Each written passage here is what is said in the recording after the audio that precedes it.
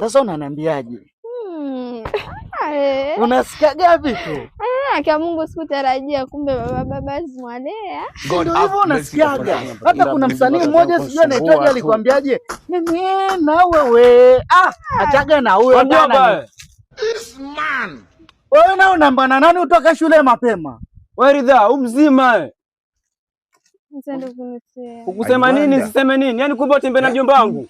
Mjomba akili zako nzima. Mjomba leo nataka kunipiga mjomba. Ukupiga nini? Wewe tulia. Sio mwanafunzi mjomba wangu kama mwanafunzi huyu. Sasa naye mjomba ongea pole pole. Pole pole gani? Sasa wewe unataka mjomba wangu aende ndani? Una miaka mingapi wewe mjomba? Mimi sasa bwana mjomba niko na miaka 32. 32 times 2 wewe una miaka mingapi wewe? Hata sijuaje. Wataka uniache mimi 28? Nenda kukusema. Nenda kumwambia kwa mwalimu hakuna. Hakuna cha mwanzo mjomba anaandika noise maker si huyu. Jana ninachapa huyu. Hata kwa hakuna nenda kusema. Siende sasa kuandika kusema. Nyache.